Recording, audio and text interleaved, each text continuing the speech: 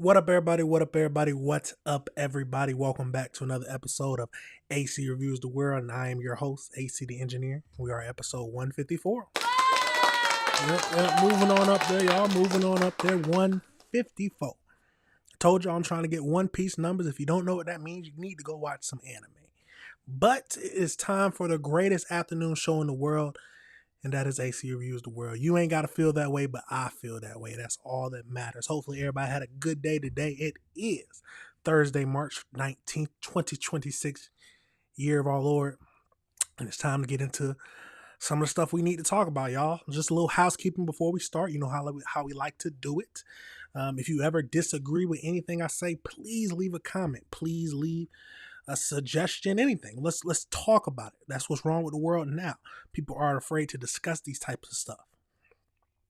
But the best way to show your support for this channel is just to hit that like button, hit that subscribe button, and then hit that notification bell so you can be up to date on all the videos, y'all, because we drop every single day. Now, we here Monday through Friday for the live stream starting at 6 o'clock, where we go over 4 topics where I found that we just need to discuss. And why? Because the world's a crazy place and we need to know how to move. Now, how y'all feeling today, y'all? I hope everybody's feeling good. It is time to get in some crazy stuff that's been happening. You know how I like to do it, so let's get into the show. How Future say, let's have a sensational show today, y'all. Now, the first topic we're jumping into, because you know I like to jump right into it, we got to go over to ICE. So it looks like an Afghan father who is also a U.S. Military ally ends up dying in ICE custody 24 hours after he was detained. So we're going to get into that, see what it's about, see what all is happening, and of course we'll go over to the AI breakdown just to get a little bit more information on this whole topic. But like always, if you disagree with anything I say, please leave a comment. Let's jump over into it and see what we can find out. Mohammed Nazir Paktiwal was an immigrant from Afghanistan, and he was a father of 6. He died Saturday at Parkland Hospital less than a day after ICE took him into custody. His family today says that he should be celebrated as a hero who helped U.S. Special Forces in Afghanistan before he evacuated to the U.S. back in 2021. ICE says he was now here illegally and had a criminal history. A lot of questions about this case, no doubt about that. Bo Evans talking with his family. I understand, Bo, last night, and you've been working, obviously, with our entire CBS News Texas newsroom today, so we gather more information on this. Where do we stand right now? Yeah, Doug, I'm going to start with his death. And the Department of Homeland Security says Paktiwal was taken to Parkland Hospital after he complained of shortness of breath and chest pains while he was being processed following his arrest. He was then treated with some breathing treatment, but he later died the next day. Now, we're still waiting on an official cause of death from the medical examiner's office, but here in Richardson, where Paktiwal settled, his family still has questions and his community is scared. I'm really heartbroken. It was shocking for me. I mean, it was like our part of family. Nurhaq Lali was as shocked as anyone when he found out the man who baked bread for his store, Mohammed Nazir Paktiwal, had died in ICE custody this weekend. He was taken, because out of Afghanistan because his life was in danger. But now we are feeling more dangerous here than to be in Afghanistan. Paktiwal's family has said that he worked for years with the U.S. Special Forces in Afghanistan and came here with the help of the U.S. government because he was in danger, which is what makes this case confusing. So we sat down with the former head attorney for U.S. Citizen and Immigration Services to find out more about Paktiwal's status. Now, before we get over into that, I do have some questions. Was he feeling anything before he was detained? Was he having lung problems? They said he was having breathing problems. Was that all happened before, or was it because of his arrest? Did they stand on his chest? What all happened? Hopefully we find out that information, but let's keep going into this. He quickly applied for asylum, and that application was pending. He was given work authorization. Documents show Paktiwal entered the U.S. in August of 2021 and was quickly paroled. So parole is a classic way to get someone into the country if you don't have if they don't have a visa. Hunker described it as a way to get someone into the country while they wait for asylum. but that doesn't offer much protection. Legally, they could arrest him. Parole status doesn't really give you any legal status, so legally they could do that, but query whether that was a good idea to do that. Hunker said ICE could have used discretion to not arrest him since the family claims he helped the U.S. forces in Afghanistan. CBS News Texas was able to confirm claims by ICE that Paktawal faced criminal charges for SNAP fraud and theft, but we still don't have the details surrounding those arrests. Now, it's at the end of the day, we know how ICE is. At least we've seen how what's happening in this whole situation, where it doesn't matter if you are classified as an illegal immigrant, no matter what you did, they will try to make you deport you. It's as simple as that. That is how they feel. That is how this administration feels. You can feel however you want to feel about that, but that is the stance of the U.S. government. If you are an illegal immigrant and you are classified as an illegal immigrant, they will deport you if they find you. But let's keep going into this. It's left the Afghan community here in North Texas scared.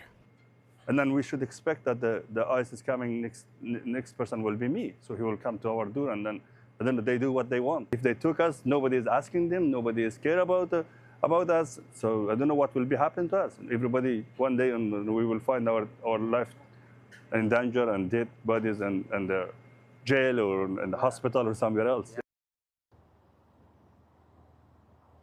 Yeah, so what we're still trying to confirm is Paktawal's connection to the U.S. Army. Exactly what was he doing and who was he helping? We're also trying to confirm details surrounding those criminal charges that we mentioned. We even got some new details right before we were going on air. I'm not comfortable sharing those right this minute. We can say right now that, he was arrested for theft and that he was facing criminal charges for SNAP fraud. But as soon as we go through that information, we're going to bring it to you right here and online. But Doug, right now in Richard. Now, we're going to get over into this next video. But like I've said before, it does not matter what kind of criminal charges he was facing or any additional criminal charges. The U.S. government has a clear stance now that if they entered the country illegally, that's all they need. That's all they care about. Now, like I said, tell me if you feel right or wrong about that. Let's go over into this next video. Welcome back. A CBS News investigation has uncovered new details about the death of a migrant from Afghanistan in ICE custody this past weekend. Mohammed Nazir Paktawal is the 12th person this year to die while being detained by federal immigration officials. CBS News immigration correspondent Camila Montoya Galvez spoke with his family. I just want an answer from my dad. That's it. I want to know why he died. Imran Paktawal's father, 41-year-old Afghan immigrant Mohammed Nazir Paktawal, died in ICE custody this past weekend. He was detained as he was getting ready to take his children to school. 24 hours later, the father of 6 became the 12th person to die in ICE custody less than 3 months into 2026. Nazir Paktawal received the body of his brother on Tuesday. I received a call from my sister-in-law. She said that some people show up from nowhere and they just took your brother. No explanation? Nothing. ICE says Paktawal was detained after 2 arrests by local authorities on fraud and theft charges. He was not convicted. His brother points to a decade of service in the Afghan military, fighting alongside U.S. forces before being evacuated to the U.S. in 2021. These are the people that my brother was working. American soldiers. American soldiers in Afghanistan. That's your brother right there. This is my brother. This is his badge. It is still unclear exactly what happened after Paktawal was detained. I received a call. They told me, we arrested your brother and he wants to talk to you. What did he tell you? He said, Nasir, I don't know where am I right now and I'm not feeling well. What do you think happened? That's my question. Why is he dead? ICE says he died at a local hospital and is investigating. He was a good dad. For 12-year-old Imran, his father's absence is hard to process. But how he remembers him is clear. He was a hero, and he will be always a hero. Camila Montoya Galvez, Dallas. And after Camillo filed that report, we received this response from DHS, and it reads in part, quote, "No one in ICE custody is denied access to proper medical care. It is a long-standing practice to provide comprehensive medical care from the moment an alien enters ICE custody," end quote. And copy the value to your clipboard. They do take a little while to set up, but can definitely improve your. Now, this is a crazy situation. Let's go over into the AI breakdown just to get a little bit more information on this whole case.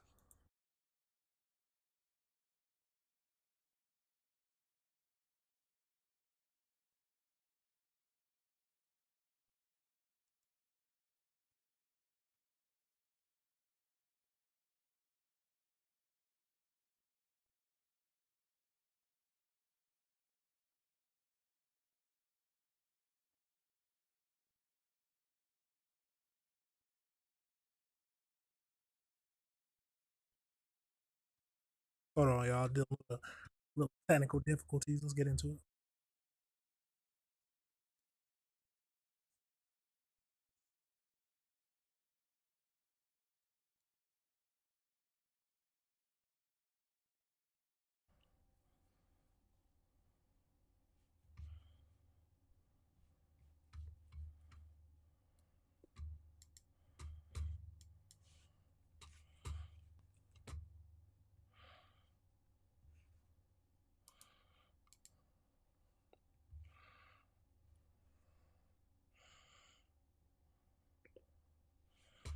Let's go over to the AI breakdown.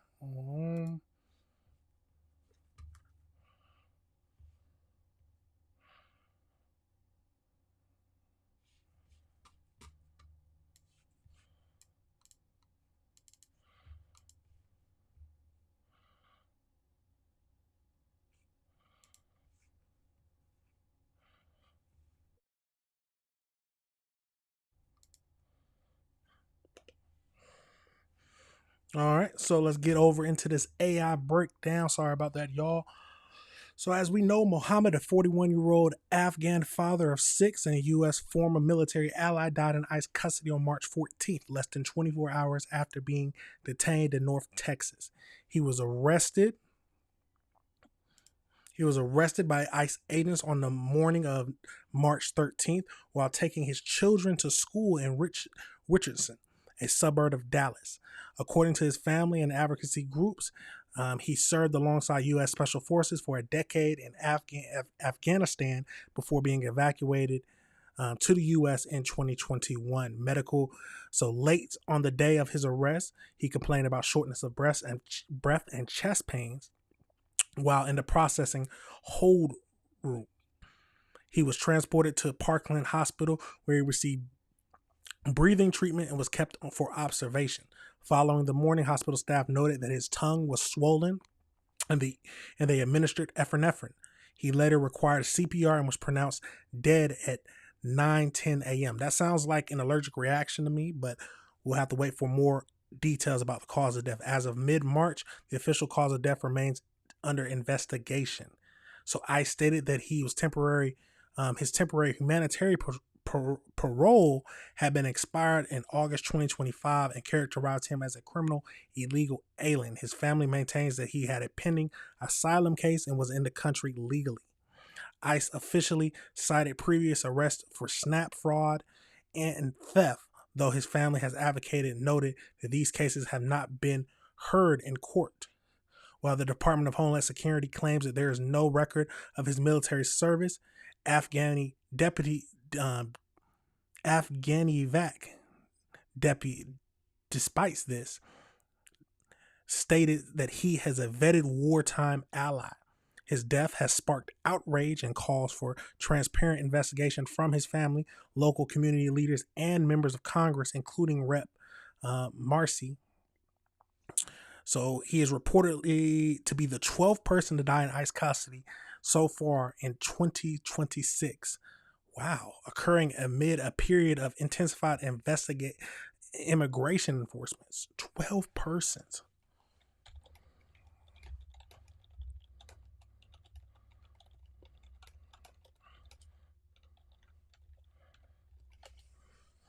Let's see if they give us any details on who all those 12 people are. So as of March 19th, there are 13 reported deaths in ICE custody in 2026 calendar year. This follows a record high of 31 to 32 deaths in 2025. Below are the individuals reported to have died in detention while being transported by ICE so far this year. So we got these people: 19, 41, 56, 59, 59, 27. Wow. The medical, so in one of the cases, the medical examiner ruled this death was a homicide due to asphyxia, and was the alleged allegations of a choking by the guards while handcuffed. Report suggested, and then Emmanuel report suggested he died from a dental infection following denied care. And then we know that we got more people under investigation as suspected suicide. Wow. 13 people this year, y'all. Yeah. It's a lot going on. Some people are for ICE, some people are against ICE. Now, do I support ICE's?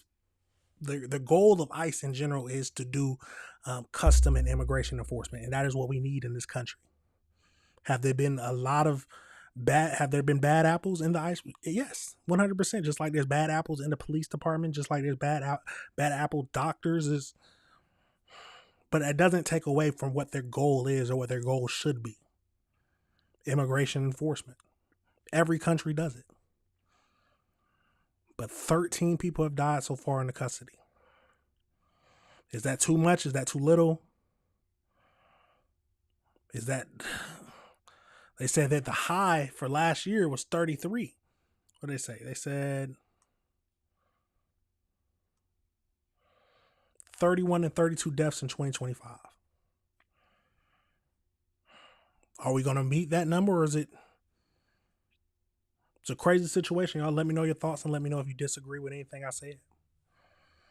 Absolutely crazy. But we're going to pivot over into our second topic we're going to be discussing today. And we got to go to Detroit.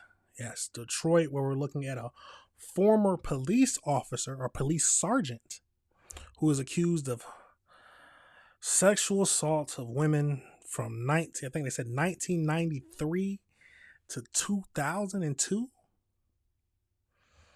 It just goes to show you anyone can be a monster. Anyone can be so despicable or a demon, no matter the job that they get into. We've covered this a lot on this channel. But let's go over into these videos, and then, of course, we'll go over into the AI breakdown just to get a little bit more information on this whole case. But let's jump over into it and see what we can find out, y'all. See what we can find out. Let's jump into it. County Prosecutor Kim Worthy announced multiple criminal charges today against a former Detroit police sergeant. CBS News Detroit's El Myers has more on the accusations and the prison time he could be facing. The deplorable fact in this case is that the person that we are charging today has led a double life as a law enforcement officer and a serial rapist. Former Detroit Police Sergeant Benjamin Wagner spent decades on the force. He's facing charges for the rape and kidnapping of 5 women over 4 years, from 1999 to 2003. The alleged facts in this case are disturbing, unsettling, and infuriating. If convicted, Wagner could serve the rest of his life in prison, according to the prosecutor's office. Worthy says Wagner targeted young women in the early morning hours while they were on their way to school or work, and in each case he was armed with a handgun. He utilized isolation and force. He was armed with a handgun in each and every case. He threatened their lives if they reported, and he did not use a condom in any of the assaults. After retiring from the Detroit police force in 2017, Wagner moved to Greenville, South Carolina, which was where he was arrested earlier this week. He's facing a total of 14 charges, including criminal sexual conduct in the 1st and 3rd degrees and kidnapping, according to the prosecutor's office. The allegations absolutely shock the conscience, but I hope that this brings definitely solace and relief to our victims. We never stop investigating these cases.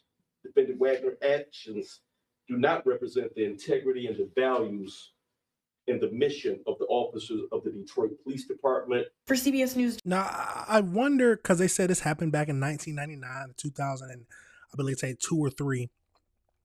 So did they just never specify that it was a police officer who did this to them?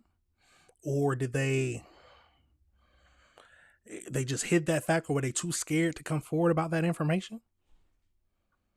It's a tragic situation. There are monsters who hide among us.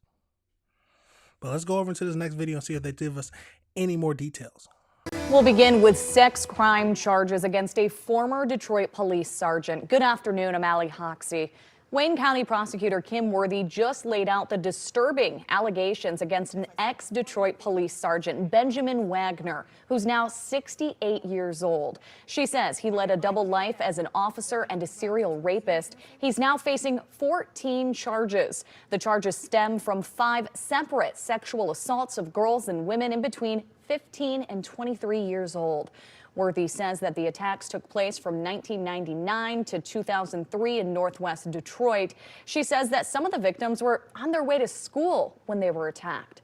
She says Wagner used a gun to snatch his victims off the street and then threaten their lives. Worthy says Wagner worked as a Detroit police officer from 1989 until he retired in 2017. He then moved to Greenville, North Carolina, where he was arrested on Tuesday. Now, let's be honest about this situation. This man is a serial predator. A serial predator. Do we truly think that he stopped from, they said he was on the force to 2017, from 2003 to 2017. Do we truly believe that he stopped doing what he liked to do? This is an awful situation. Come on, now let's be honest about this.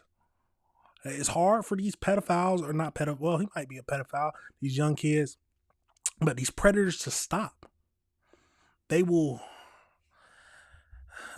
only get better. That is whole point. They only get better and better at hiding what they do. But let's keep going. These charges are a culmination of a multi-year journey to justice. The alleged facts in this case are disturbing, unsettling, and infuriating. The allegations absolutely shock the conscious, but I hope that this brings definitely solace and relief to our victims. We never stop investigating these cases. Worthy says the charges come following tests of sex assault kits from 1984 through 2009 that were found in a warehouse. She says anyone who has allegations against him should report it to the Detroit Police Sex Crimes Unit. We have a phone number and much more information on our website, wxyz.com. Hopefully the victims get some kind of closure, but so many years have passed. And there's probably a lot of victims who never came forward. It's a tragic situation. Let's go over to the AI breakdown just to get a little bit more information about this whole case. So as we know, the retired Detroit Police Sergeant Benjamin Wagner, 68, has been charged with 14 felony counts, including multiple counts of kidnapping, criminal sexual conduct for allegedly committing a series of rapes between 1999 and 2003. He faces 8 counts of first-degree criminal sexual conduct, 5 counts of kidnapping, and 1 count of first-degree criminal sexual conduct. Prosecutors stated that Wagner led a double life as a decorated officer and a serial rapist. The charges involve 5 separate survivors who were between the ages of 15 and 23 at the time of the attack. The alleged attack occurred on Detroit's north side. Wagner is accused of approaching women and girls walking to school or work, kidnapping them at gunpoint, and then sexually assaulting them. The breakthrough came from the sexual assault kits collected at the time of the attack and found in a warehouse in 2009. Forensic technology eventually linked Wagner to all cases. The criminal justice system is too slow. We got to be honest about this. It took them finding it in 2009 for them to get a match in March of 2026? I mean, so much time has passed. Yes, I'm sure they're happy that the perpetrator has been caught, but absolutely crazy, y'all. So he was arrested on March 17th, 2026 at his current place of employment at Pitt Greenville Airport in North Carolina, where he had moved after retiring from the force in 2017. He has waived extradition to Michigan and is expected to be arraigned in Detroit's 36th District Court on March 26, 2026. So he served in Detroit Police Department from 1989 to 2017, working in the unit such as the Tactical Service and Criminal Investigation. The prosecutor and Detroit police chief described the allegations as a deep betrayal and a betrayal to the oath of law enforcement. You got to throw the book at them. As simple as that. Someone who commits these types of crimes, especially a police officer, needs to get the book thrown at them. They cannot leave jail. He's already 68, so he should not leave jail alive. It's as simple as that. I don't see any I don't see any reason why he should be let out before his death. The only reason he should be let out is because he's already dead and they're releasing the body. It's a crazy situation, y'all. Let me know your thoughts on this. Let me know how you feel about this situation. It took from 2009 when they found the DNA kits to 2026 to get a match. That is our justice. That is our criminal system, criminal investigative system. Absolutely crazy, y'all. We're going to pivot now over into our third topic that we need to get into. And the world is a crazy place. The world is a crazy place. We're going to go over into we got a Miami teen who ends up stabbing her ex-boyfriend. She stabs him to death. And then it looks like it was over an argument, but for some reason, she was pleaded guilty to manslaughter charges and not murder. So we'll get over into this. We got a few videos to look at, and then we'll go over, of course, into the AI breakdown just to get a little bit more details about this case. But I wonder why manslaughter and not murder.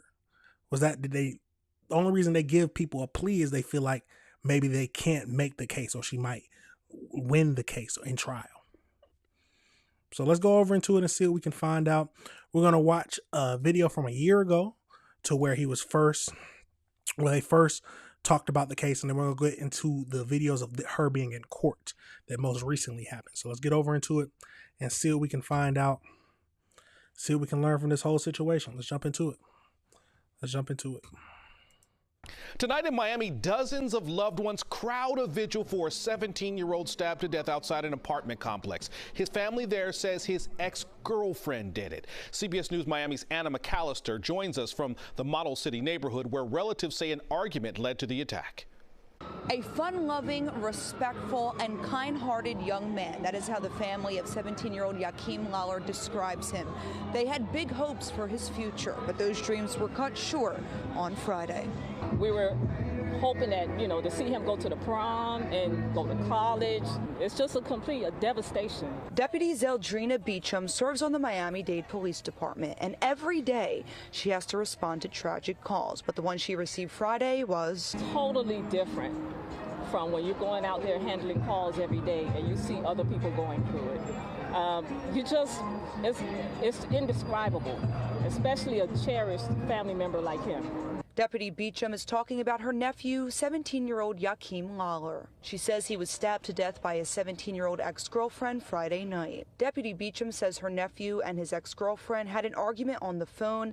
Then the ex-girlfriend came over to the apartment where her nephew lived on Northwest 6th Court and 61st Street and killed him. What could have been said over the phone that was so bad that you want to take his life? Family and friends tell us Lawler was a senior at Miami Northwestern High who was a great student, a running back on the football team who had dreams of becoming a stockbroker. His loved ones say he was a good kid who stayed out of trouble. We taught him to stay out of the streets and keep his head on right, and he did exactly that, and still this happened. Sunday night, dozens of people showed up to a vigil outside of the apartment where Lawler was stabbed to honor him. His mother speaking about the tremendous loss to the crowd. God took him away. I know everybody, even me, asking why, but we can't, question God. Now, just days before Christmas, Lawler's family is planning his funeral. Now, how do you go from... Now, remember, they said that it was a telephone conversation, and for some reason, she went over there and then stabbed him to death. How do you go from that being the situation to giving this girl the chance to get a manslaughter charge instead of murder? But let's keep going and see what we can find out. We're told that Lawler's ex-girlfriend is in custody in connection to his death, but so far her... But we got the gist of this video. Let's go over to the next videos where we see her in court and hear about this. South Florida teen pleads guilty today in the stabbing death of her ex-boyfriend. Northwestern senior high school football player Yakeem Lawler was killed back in 2024 after his on-again, off-again girlfriend stabbed him multiple times. Lawler's family says they want to see her pay. CBS News Miami's Peter Dench joins us live outside the courthouse in Miami with the latest. Peter? Well, Lauren, the victim's mother told me she was pleasantly surprised by this guilty plea. Now she's hoping for the maximum sentence. It's my understanding that you wish to change your previously entered plea of not guilty. 18-year-old Jahara Malik enters a guilty plea in the death of her 17-year-old ex-boyfriend, Yakeem Lawler. Authorities say the youngster, known as Chemo, a former Northwestern high school football player, was stabbed in the chest just days before Christmas in 2024. It happened in the third-floor parking garage of this little Haiti apartment complex. At the time, Malik had claimed she pulled out a knife as horseplay, but Lawler's family members and friends protested, demanding that charges be filed. Lawler's mother responded to the plea. It's like bittersweet. I can't really say how I feel yet. We almost to the finish line. It does says a lot that you rather be judged by 1 than 6, So now we're leaving it up to the judge to serve justice, and hopefully my son will rest in peace, knowing that, justice was served. That's the only thing I could say today. Like right now, I'm happy, but we got to see what the judge is going to do. Malik's attorney, Larry Hanfield, said Malik pleaded guilty to accept responsibility. It says a whole lot about her. She still wanted to accept responsibility. The manslaughter is negligent conduct that was brought on, even though it was not intended to result. And so I think she did the right thing. She is devastated. Sentencing for Malik. Stabbing someone multiple times, I guess you can get manslaughter. Malik was set for May 5th. She could face up to 30 years in prison. I want the max. 30 years? That's what I want. A life for a life. Now, Malik's attorney, Larry Hanfield, told me that he could ask the judge for a reduced sentence. Options could include boot camp, an intensive corrections program, to her being sentenced as a youthful offender, which could mean a maximum of 4 years in prison and up to 2 years probation. We are live in Miami. Peter Dench, CBS News, Miami. Now, I've said this several times. Big boy crimes or big woman crimes need big woman time. I mean, we can't be, 4 years or boot camp. That's a joke. A joke. Let's go over into this next video, see if they give us any more information. So developing, a teen accused of fatally stabbing her ex-boyfriend, changing her plea today. Loved ones of the 17-year-old victim packing the courtroom, and Local 10's Leanne Motorhong is live in Miami with what happened in court. Leanne. Jahara Malik pleaded guilty to 2 counts, including manslaughter. Her attorney says that this is a sign that she wanted to take accountability, that she's remorseful for her role in what happened that day. But the victim's mother believes that this defendant is not sorry. Do you still wish to enter into this change of plea? Yes. Jahara Malik, now 18 years old, pleading guilty Monday to charges of manslaughter and carrying a concealed weapon. It's like bittersweet. It took a year, 2 months, and 26 days for her to, acknowledge or even hold accountability for what she did to my son. The victim was 17-year-old Yakeem Lawler.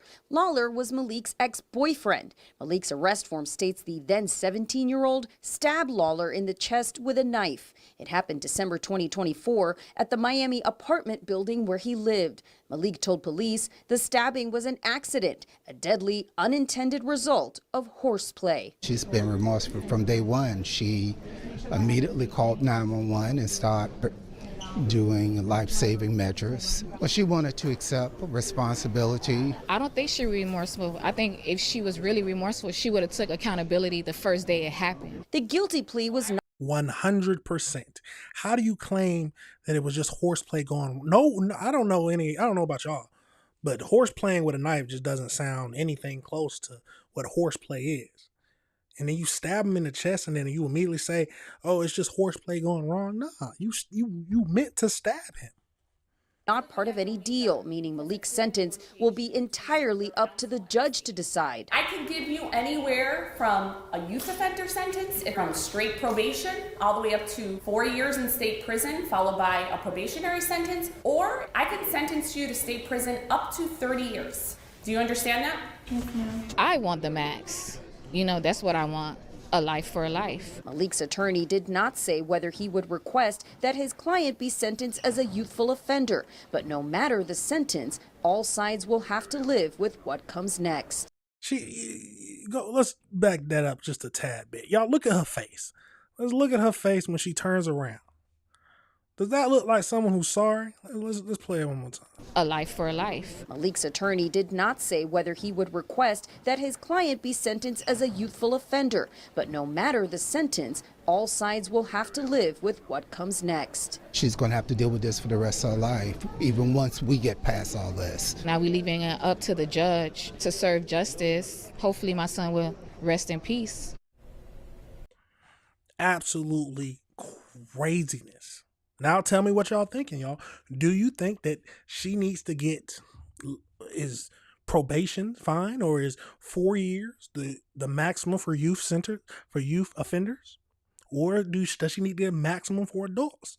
30 years. I'm thinking 30 years. That's my thinking. But let's go over into the AI breakdown just to get a little bit more information about this.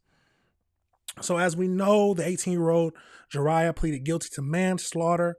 The incident happened on December 20th, 2024. 17-year-old, a football player at Miami, was stabbed in the chest in the parking garage.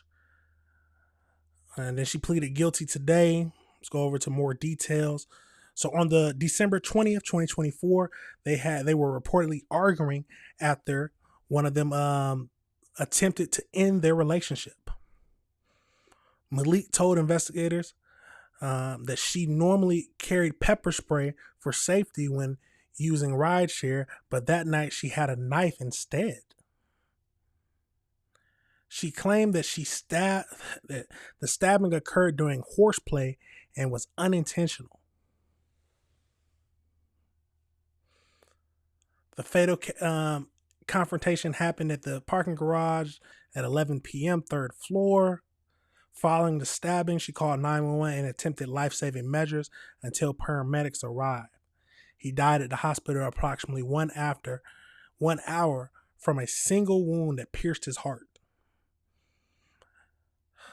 No plea deal. So she pleaded guilty to manslaughter with a weapon, and carrying a concealed weapon was made directly to the court without an agreement with prosecutors. Oh, okay. So again, but why did prosecutors go with manslaughter instead of murder? While awaiting trial, she was initially on house arrest with a GPS monitor. This was later upgraded to total lockdown, allowing her to leave home only for school or to meet her attorney. The mother has been a vocal critic of the legal delays and has reportedly called for the maximum sentence, stating a life for a life. And then the judge will determine the final sentence on May 5th, 2026. She faces a maximum of 30 years But it can also be a youthful offender status where she would get probation or a maximum of 4 years plus 2 years probation. The world is a crazy place. I still want to know why manslaughter, though. That just doesn't make sense to me. Y'all might understand it, but in Florida, manslaughter is defined as a killing of a human being by the act, procurement, or culpable negligence of another without lawful justification. In the case of Malik, the charge reflects the prosecutor's assessment of her intent and the circumstances of the 2024 stabbing. So, lack of premeditated intent for for a murder charge, prosecutors generally must prove a premeditated design or depraved mind.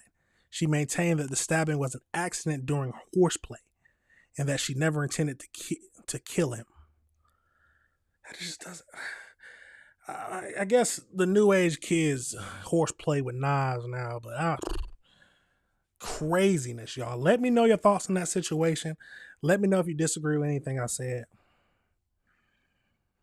Horse playing with a knife ends up stabbing someone in the heart. And then it's possible if the judge goes lenient on her, she might get 4 years. Do y'all think that's right? But that is why we have to review the world together, y'all. That is why we got to review the world together. We're going to pivot over into our last topic we're going to be discussing today. And of course, it's another body cam footage that I found that is something crazy. So we're going to get over into this body cam footage. It looks like police ended up finding a woman who was chained to the floor.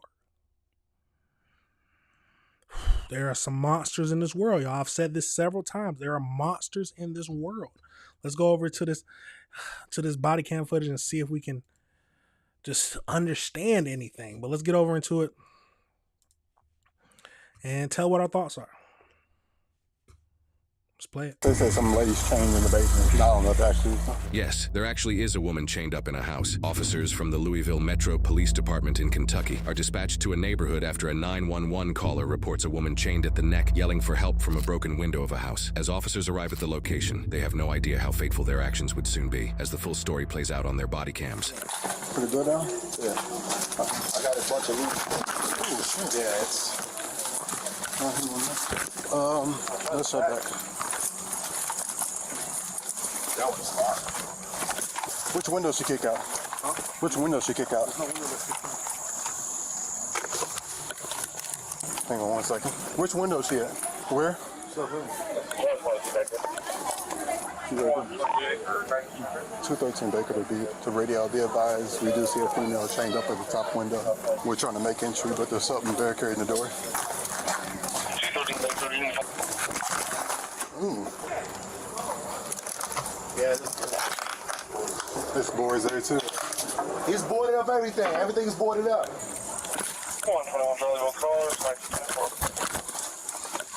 Hold the back and you want to hold the back of the front? I'll hold the back. Yeah, fire's on the way. The ladder was on the side.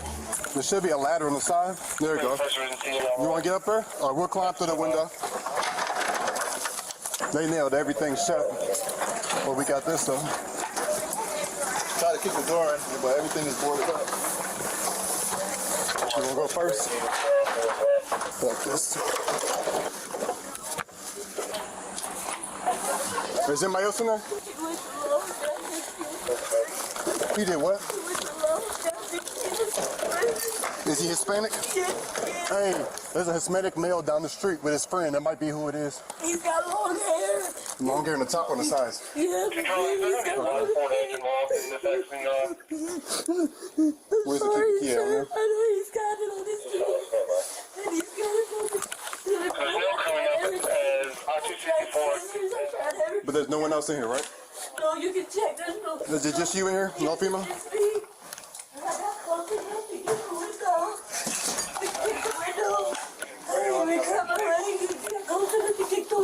All right, we got fire coming, so give us a second, okay? Shoot the lock. I'd have shot it quick. No, you're good. Anytime you do the right thing. You can check everything. There's nobody else. So is he a clean cut Hispanic male? He is, yeah. He's down the street. He's got long hair. He's kind of big. Huh? Yeah, let's clear real quick. Make sure. So all we got is kittens down there. We got 5 kittens. So I'll check with them.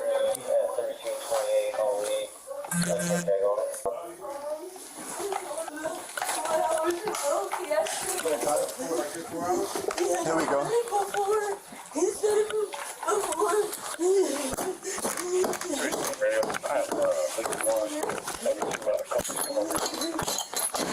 Hold it on her neck so it don't break it.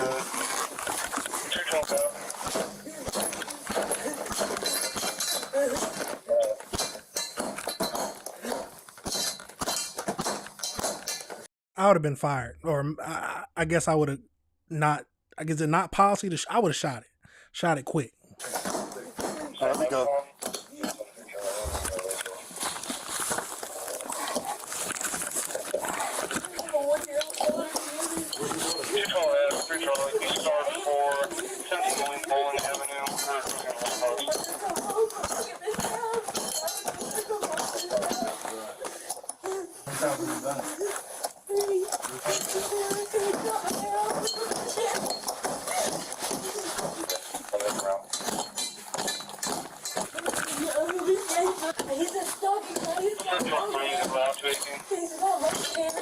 Does he have any firearms? No, Okay. I don't think so. North 33rd and Portland Plaza. The slot machine called it the Dairy Box. What's this for? Basically, gets me to dance Vegas for me. That one two change the whole else I'm doing for me. I think fire is good. Hey, first machine will be on a TFT line at 537 South 3rd Street. There we go. 203. Thank you so much. You want to try to make exit through? He's got the side door locked. You have to get in and get out. Can you get out? Yeah, I don't have a key to get out. You have to have a key to get in and out. 213 Baker. We got her in chain. We're going to try to come out from the front The door. front door is well, you can't open it. The door's he's got it locked. Oh, he screwed it in.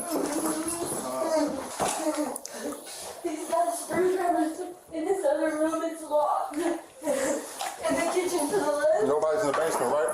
No, nobody's here. 3 Baker, are you on the other side of the front door? 10-4. This room is locked. He won't never let me in there. You have to have a key to get in. Hey, I got fire out here. I don't know. 10-4. It looks like they got the front door and all the doors down there nailed shut.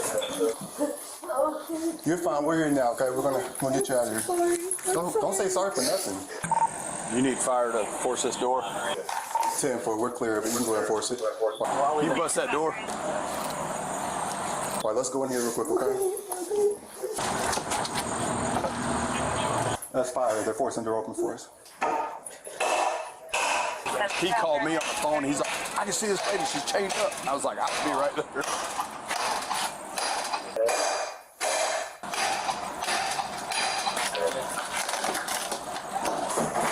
Watch the mirror. Okay. Come on now. Hey, did y'all clear the house? Yeah, we cleared it. The only thing locked still is the basement door right here. She said nobody else is in here. And the left door right there, it keeps locked. Yeah, you had a chance to go. Hey, Granny, grab the bolt cutters. Who did this?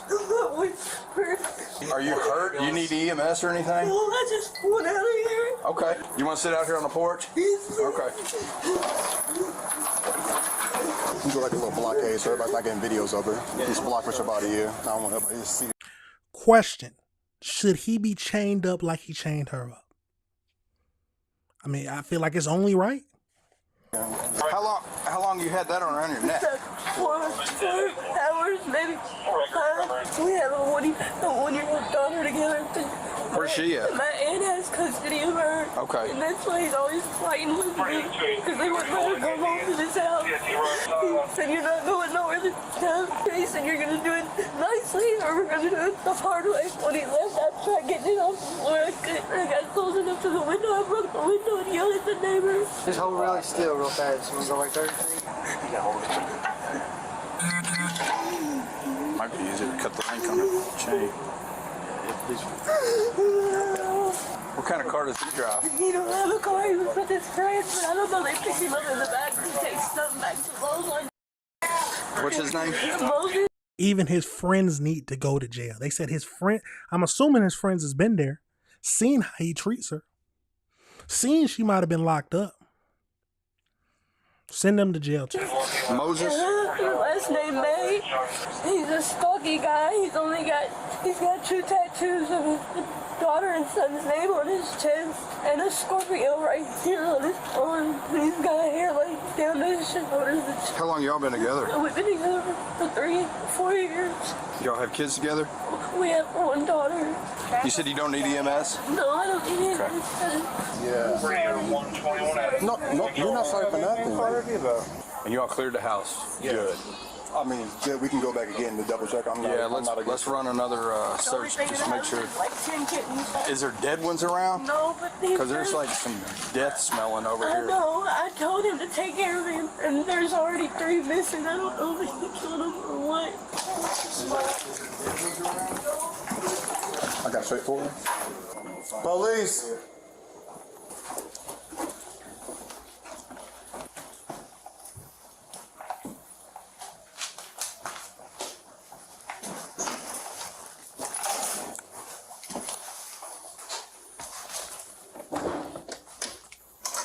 I'm wondering why all these are nailed shut.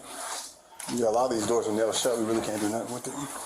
Do you have a gun or anything? Any kind of weapons? A knife. He always has either an axe or a machete. He cut my hair with a machete. When did you do that?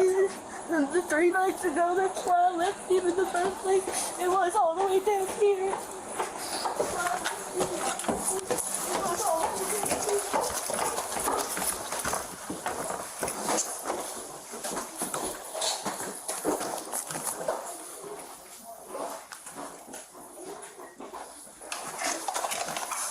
Should I take a picture of Yeah, on the floor or whatever. It shows what she... Chained up right here. Yeah. That's the chain right there. Yeah. Or that's where it was connected to. Did she rip herself off with it, or did No, we had to hit it with this axe. Dang. Okay. I guess that's the window she broke out. Yeah. Good for her. It makes you wonder, like downstairs though. Hopefully no one else is in here. Did you want a water? Yeah, I'll be right back, okay? So the only rooms we couldn't clear is he has a room upstairs, a door nailed shut. He's got a basement door nailed shut, and he's got a back room door nailed shut also. Why he had all these rooms nailed shut? No tattoos on his face, but he's got one. It's a Scorpio right here. Yeah, she's doing okay. We can go ahead and leave everything like it is. It's a crime scene right now. So where do you live? It's a crime scene.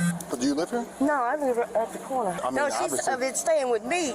She stayed with me last night. She's fine. Do you know what the male looks like? Mexican. Long hair. Long hair. Is it clean cut or is it just long? I really don't look at him too hard you're good. because I think he's ugly. Oh, you're fine. Be careful because he's got a brand new machete. He always carries a machete, but I don't know if it's here. Did he hit you?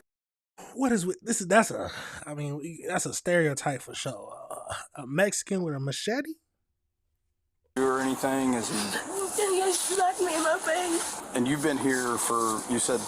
3 years. Yeah, but you said you left. Yeah, I left a couple days ago when he cut my hair off. When did you come back? I come back because I seen him riding today. Today? You came back today? Yeah, I seen him riding his bike and he stopped me. He was like, will you please just come clean up the room and I'll pay you. I was like, okay, but I don't want to fight. Okay. He was like, I promise I'm not going to hurt you. I said, okay. As soon as I came in, he smacked me. He locked the door with the key and I knew.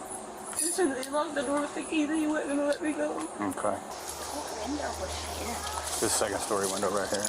Okay, so it was open and she was just... Yeah, she was able to get close enough to the window and push the glass out. And she was hollering for help. And this lady, I think, that's getting out of this Kia, actually the little girl heard her hollering.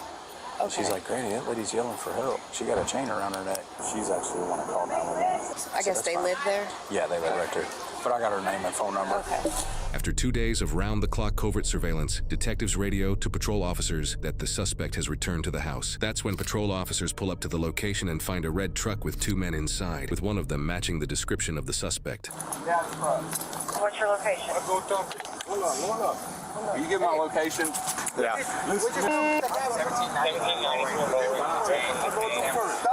Let me talk to you, man. Grab the other guy, too. Hey, put your hands on top of your head.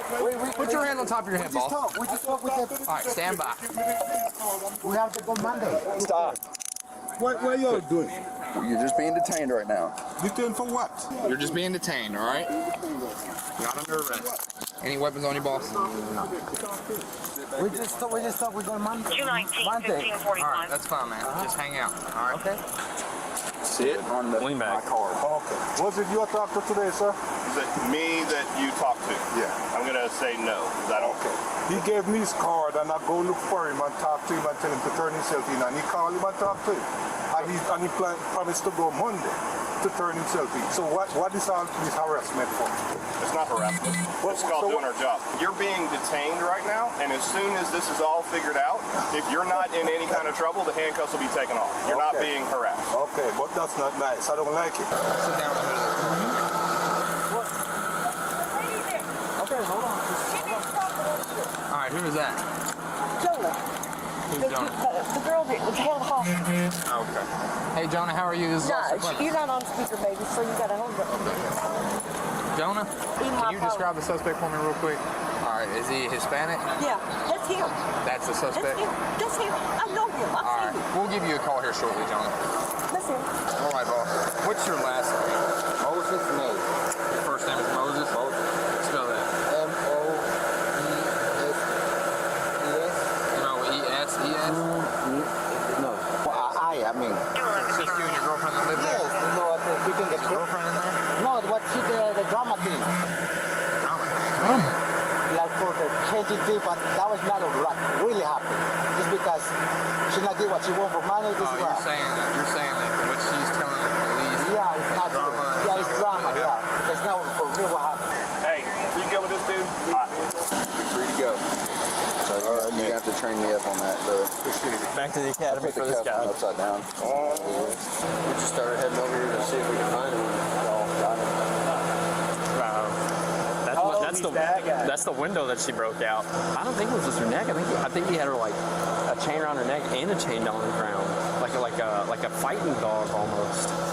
The suspect was identified as 36-year-old Moises May. After obtaining a search warrant, officers were able to fully clear the house and confirm there were no other human victims inside. However, while clearing the house, police noticed that the entire house was essentially a makeshift confinement area. There was a significant amount of work that was done to the entire house, including barricaded doors that were screwed in, boarded up and bolted windows, and a front door that used a double-cylinder deadbolt, meaning it required a key from both sides, and it was later confirmed that Moises had the one and only key. The chain used on the victim was also attached to the floor with heavy-duty hardware, rather than just wrapped around something. These details suggest that there was some planning involved to the incident, which is important in determining premeditation. After his arrest, Moises told police that the victim, Jonah, actually chained herself up because she couldn't stop cheating on him. Jonah told police that Moises threatened to kill her if she left him or went to police, and that he continuously threatened and assaulted her to keep control over her. An interview right after Jonah was rescued shows her immediate response to the situation. He made me strip naked, and he put a chain around my neck, and then he called his friend. He said, I gotta go take this equipment back to Lowe's. When I come back, I'm gonna kill you.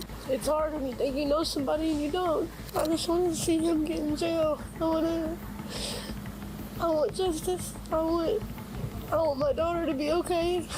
Moises was initially charged with felony kidnapping, felony intimidating a participant in the legal process, felony first-degree wanton endangerment, assault, terroristic threatening, and harassment with physical contact. He would later have extremely serious charges added, however, as Jonah went on to tell investigators that Moises forced and coerced her to engage in commercial sex acts with other men. She said he arranged 5 of these encounters in exchange for money. This new information, combined with the high likelihood of premeditation due to the house being rigged up as a makeshift confinement area, led to prosecutors additionally charging Moises with 5 counts of felony human trafficking. This case eventually went to a jury trial in Jefferson County, Kentucky, which prosecutors said was the county's first ever human trafficking case to go to a jury trial. Theoretically, the maximum sentence Moises could be given based on all of his charges is 75 years in prison. However, after deliberation, the jury found Moises guilty on all charges and recommended the judge sentence him to 35 years in prison for his actions. The judge later sentenced Moises to 30 years in prison with the eligibility for parole after serving 20% of his sentence, which is 6 years. In past years, Kentucky law used to require a person convicted of a Class B felony to serve at least 85% of their imposed sentence before being eligible for parole, meaning Moises's kidnapping charge, which is a Class B felony, would normally enact this 85% rule. However, this statute was recently revised in 2024. Now, a Class B felony must involve the death or serious physical injury to the victim. Because Jonah was found alive with no serious physical injury, it allowed Moises to be eligible for parole after serving just 20% of his imposed sentence. Moises will be 44 years old when he is eligible for parole in 2031.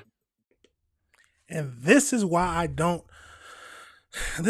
have a problem with the justice system. Y'all heard what he said, right? They said originally he was supposed to be serving 85% of that sentence. I'm still wondering, because they said, I swear they said he could have got up to 75 years. So I wonder why the jury came back with 35. And then the judge lowered it again to 30. And then you only have to serve 20% of that to be eligible for parole. Sometimes the justice system feels like a joke. But we cannot forget, y'all, that this was her boyfriend. She known for 5 years, 3 to 5 years, I think they said. She had a daughter with him. And that after he forcefully cut her hair with a machete, for some reason she came back. She came back because he said, if you please clean the room and I'll pay you for it. But little did she know he already had the house rigged and jerry rigged up. So no one can come in or leave without his permission. These are the worst human scums in the world. Made her a plaything for him and his friends. But 75 years is too much. They only need to serve 20% of that time to be eligible for parole. Only because he didn't kill her. The world is an awful place sometimes. But that is why we got to review the world together, y'all. We have to review the world together. Let me know your thoughts on that situation. Let me know if you disagree with anything I said. This was a crazy body cam footage. Absolutely crazy. Luckily, the neighbor saw her. Absolutely crazy, y'all. But that is it for the show today, y'all. Like always, we talk about a lot of crazy things. And the main thing is, if you disagree with me, please, let's talk about it. Let's have a discussion. I'm never going to say I'm always right. I'm never going to say I truly understand everything. But let's talk about this type of stuff. Now, the best way to show your support is just hit that like button, hit that subscribe button, hit that notification bell, y'all. Now, these videos will be broken down, so you can go back and watch the one you want, or just hit the like button. I don't care. But, hey, y'all, if you want me to review anything, please send it over to my email, acreviewstheworld. It's very easy, acreviewstheworld@gmail.com, a dot after the A and a dot after the C. But that's it for now, y'all. You already know I got to play that outro. I will see y'all tomorrow for the last show of the week. You already know it's going to be at 6 o'clock. Peace.